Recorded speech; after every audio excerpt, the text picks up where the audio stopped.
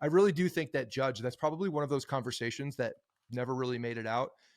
But Judge talking to Steinbrenner, Judge talking to people is like, let's a little bit more emotion, a little bit more, flair with the type of people that are here, because you look at who was added, and even Soto. I mean, Soto has the quiet arrogance that the slide towards the pitcher is just like, well, the did you see cockiest when thing you can possibly do. he got fooled on that curveball yesterday, and he like nodded. He's like, "Okay, you got me. Yeah, Nice pitch. yeah. Don't do it again, because I'm Oh, gonna get you I next love time." watching him in the at bat. I know we're going to talk about him and his control, but when you see how the conversation goes almost with himself and Yeah. like acknowledging the types of pitches, and even that one that two seamer that didn't make it all the way in, but 99% of players are swinging at in the ninth inning the other day with that Hader through, like he's even shaking his head like, no, it didn't come back, started inside, didn't come back.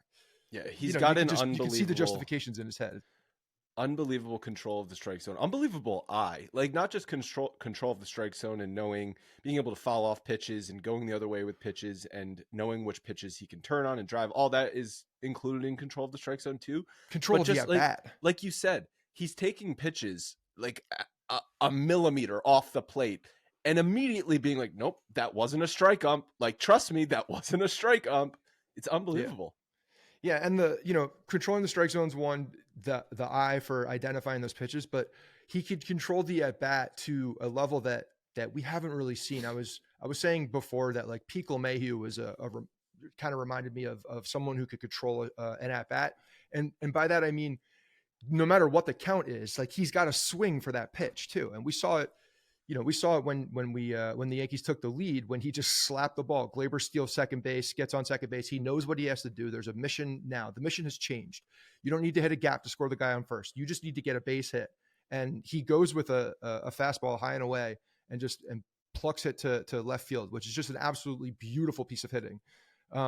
He controls the at bat in any scenario, and that so far 4 games, I get it, but like this is the first time we're able to watch him in games that are real under a microscope, and it's a joy to watch. It's a joy to watch him play baseball. He's obviously a superstar, but he's not the Aaron Judge or Giancarlo Stanton type superstar that's gonna like 50 home run type power, and he's just that kind of superstar. Like, he has the ability, like you said, and it's actually his strength is just to slap a ball to left field if he needs to. And he's got the 50 home run power too. Go the other way with pitches. Obviously, hit a home run to left field, pulling line drives to right field. But like that moment in the ninth inning is so clutch, and being able to, against Hader, one of the nastiest, if not the nastiest relief pitchers, left-handed in baseball, being able to just take that ball the other way is something the Yankees have not had, even in Judge. Like, obviously, we all love Judge, and this is nothing just to say about his struggles this weekend, but like that has never been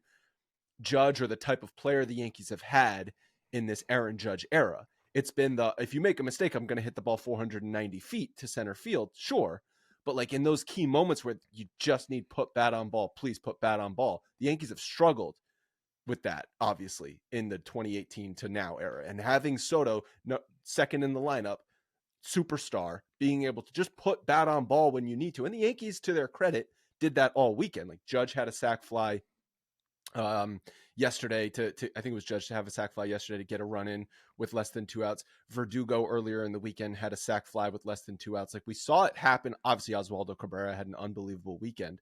So they did all of those things, but that has not been a strength of this team the past 6 years. It's been a weakness of this team. It has been a weakness, and that was why when LeMahieu did get here, we were, and that's why I made that comparison, because Pete LeMahieu is that guy. He could adjust to any situation that you need. If you need a ground ball to get a runner in, if you need a fly ball, if you need a base hit, like, he's got the ability to do that. And when he's right, and maybe younger, he was the guy that you wanted up in those situations, because the rest of the team was the only one. It was 1 out of 9. There was a high strikeout. There was a high percentage of strikeout potential that unfortunately just does nothing for your ball club. And that's why we've been stressing so much, man. Like, we need guys that can just put bat to ball. We need guys that can put the ball in play. In play is what you need for put some pressure on the defense. And he Well, could do you go know what random the all over the crazy place. thing is though about opening day? Volpe has the ability to do that too, and that's why I'm looking. And this